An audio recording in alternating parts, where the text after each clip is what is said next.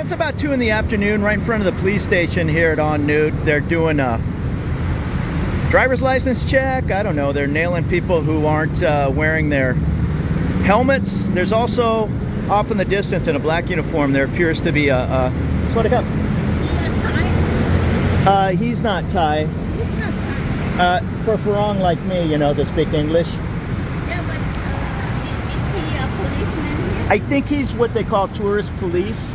They help people that don't speak Thai to get a ticket, you know, if they're not wearing their helmet or something, in case the police officer only speaks Thai. So they in Pattaya, it's real popular. They have these they're volunteers. He's probably a retired gentleman, and he's volunteering with the police to help. He looks younger than me, not retired. Me too. You have a nice day, ma'am. A real nice lady. She was asking if, why is that police officer not Thai? And, oh, see, there he goes. No helmet. And it's time for a ticket. So if you're going to ride around without a helmet, you're probably going to get nailed. Oftentimes they hang out right in front of the police station. But riding around without a helmet or without a driver's license, if I were to come cruising by even with a helmet, it's a pretty good shot that they're going to say, let's take a look to see if you have a motorcycle license. And like I was explaining to that nice lady, that taller gentleman in the black uniform, I'm guessing he's some form of volunteer.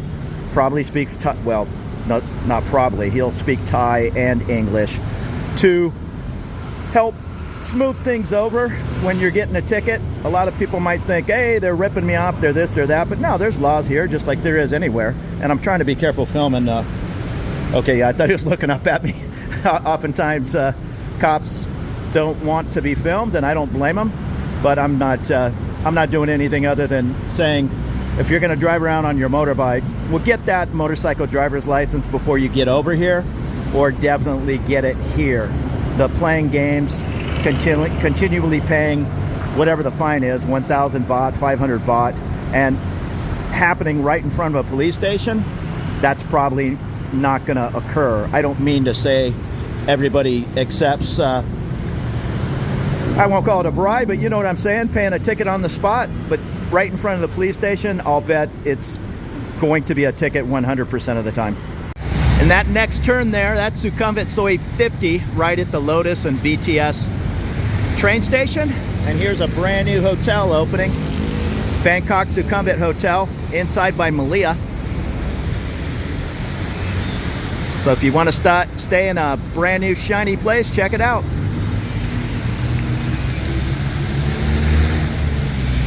So I eat a lot of rice. I found myself a rice cooker over here on clearance, like I think it's like 70% off. And now I'm in the rice aisle, totally confused. Do I want fragrant rice, sticky rice, jasmine rice? I think there's actually two aisles of rice. Yeah, here's more choices over here. I just need Costco to tell me which rice to buy, and I'll buy a huge bag. All right, I think I'm just gonna go with the Lotus 100% jasmine rice. On sale, 185 baht. I see some for 179. This is sticky rice.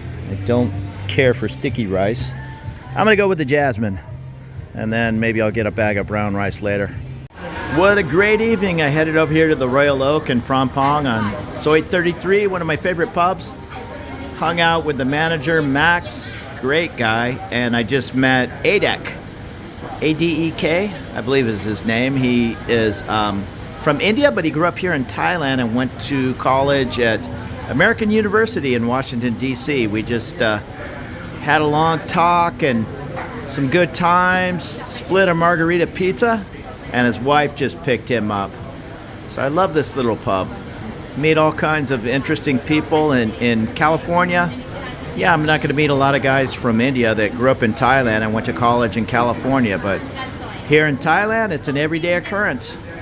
You know, it's a solid British pub when Princess Di and John Lennon are on the wall.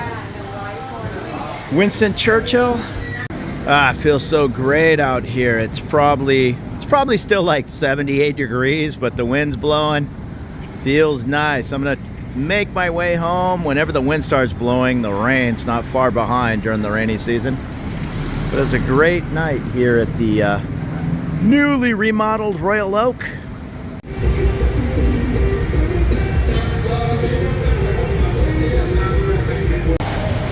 Siam BTS station on a, what is it, Sunday afternoon?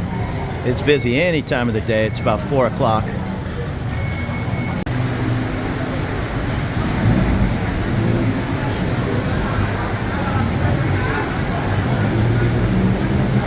Looking down the tracks here at the Nana station, that's a soak off in the distance.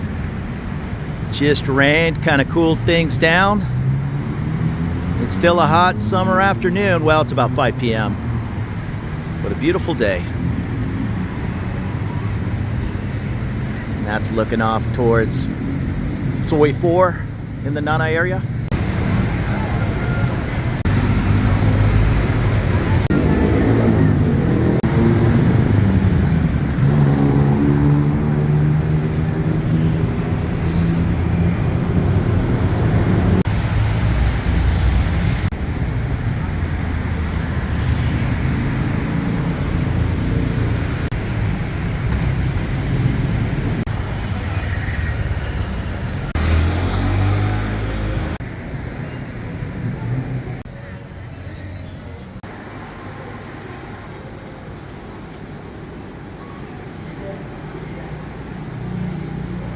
Made my way up to Sukhumvit 15. Here's the 4 Points by Sheraton. Right in between the Nana and Asok BTS stations. Here's a lobby of the 4 Points by Sheraton, which is now a Marriott property. Never stayed here. I think I've seen it listed affordably. And it's in a nice area. Not a super quiet area, in between Nana and Asok. I'd consider it more the Las Vegas Strip of Bangkok. If you want something a little quieter, you might want to head up to like Plon Chit. Look at where the Intercontinental is. Actually, that's Chitlom BTS.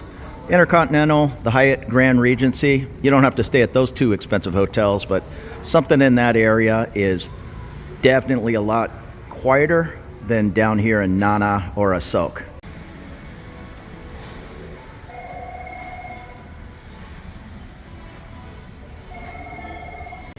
I don't like to be one of these guys comparing how things are in Thailand to California or many other places. I like to point out the differences just because I think they're unique. And this has happened to me before. I was just in the restroom and you're standing at a urinal and some older Thai lady is just kind of mopping around your feet. I know that's her area to keep clean and all. It just kind of catches me off guard every time. Again, I'm not complaining. Just letting you know, don't be surprised if you're standing in a men's room and there's a female attendant in there cleaning up as you're doing your business. That's her job, and it's none of this closing down the restroom business. They just keep on working. And I try to bring it up every time I walk by one of the money exchange places. You have to bring clean, unmarked, no little tears, no idiot who wrote his initials on the bill, none of that. They won't accept it. And hundreds and 50s are preferred. I think some places will take 20s at a slightly lower rate. So hundreds is the way to go. Just make sure they're clean. One other rule for the money exchanges is you're gonna have to have your passport. Bring the passport, they like type in your name, your address, exchange your money. Another option is just check with your bank. My Navy Federal Credit Union, it's 1%, which isn't bad. And then whatever the Thai bank's gonna charge. Usually about $3 or $4, I think. I never really paid that big attention. I don't use it that often. I transfer money, I have to wire money, which is a little expensive, from my Navy Credit Union to my Thai bank account. It is 25 bucks for the wire, and then I'm not even sure what fee Bangkok Bank charges. I think it's about $6. But I have to do it for the visa I'm on. It needs to show at least, I think, 1,600 or something like that going into my Thai bank each month. So, cost of doing business. Just pay attention to the exchange rates because they can vary widely, even though the booths might be 5 feet apart. Well, not widely, but if you're exchanging $300, you might get a $4 difference just walking 2 feet away. Again, I'm no expert. I haven't exchanged money in 6 years, but TT Exchange. I know when you arrive at Sukhumvit, the big international airport, down in the basement, TT Money Exchange is oftentimes your best rate. You'll just see 2 people in each line upstairs. You go down to TT and there's a line of 20 people. And I wandered from Soi 15 back up here to Soi 13. And I'm gonna go see what the pubs like the Sportsman, what games are on. It's 5 p.m., so that's 6 in the morning Eastern time or 3 in the morning Pacific time, so nothing's gonna be live. But oftentimes with these cable packages and satellite deals, they just replay last night's game, which I didn't see. Here on Soi 13 is the old school Miami Hotel. Maybe look up the history of this place. I'm not sure, but I think it goes back quite a ways. It's one of the original hotels everybody stayed at way back in the day. Definitely no frills, but I oftentimes see it on Agoda or Hotel.com pretty cheap, like less than 30 bucks sometimes. And I'm sure it's a decent place to stay, but take into account what your vacation is worth, because oftentimes the Hyatt Place, the lower ranking Hyatt in town, sometimes you can get that thing for 55 bucks or less with a beautiful breakfast buffet. So for 20, 22 bucks more a night, if you can get it, that basic Miami, I've never stayed there, but again, I'm assuming it's super, super basic. Yeah, I mean, treat yourself that extra 100 bucks for your vacation and stay at a beautiful property. The Holiday Inn Expresses are nice, Hyatt Place, Radisson Blu. And again, this is Bangkok, so when a beautiful hotel like this Hyatt Regency is oftentimes less than 200 bucks a night, maybe even 150, you're gonna get that lower ranking Hyatt Place for 50, 60 bucks. Not sure what's going on. There's breakers here. I think this was the original next to this piri piri flaming chicken. I think is it Brazilian chicken? I don't know. I see them all over the place. I've never ate there. Hot chicken. Maybe I'll give it a try sometime. But I think there's another breakers over here. So I'm not sure if they now have 2 locations or they closed one and moved to the other. Let me see. Now I see the other breakers open too. So they just opened 2 locations 5 doors down from one another. And here's the Red Lion. These are all good places. Asia Billiards if you're into your pool cues and professional darts. This is where you'll get your equipment. Now my 2-second take on massage parlors here in Bangkok is basically if they're behind closed doors like this, there's a lady and you're not gonna pick your masseuse, let's put it that way. They're not all sitting out front in kind of skimpy dresses. Those ladies, I'll keep it discreet, oftentimes aren't interested in giving massages, let's put it that way. So if you want a legitimate massage, go to one of these places, and they're all over town, that are gonna be a little bit more like a professional looking setup, and oftentimes it's still very reasonable, 300-400 baht for an hour. You can go to really fancy spas and for 500-600 baht, which again, a fraction of the cost of the United States, less than 20 bucks with a tip. Now you can get a nice massage for less than 10 bucks with a tip, but it might just be a smaller shop. Here's the old German beer house on 13. There's also a beer house on Soi 11. I'm not sure if they're affiliated. And next door to the German, I've heard of this place, but I don't know if I've been there. The JL Lounge, I think it's upstairs.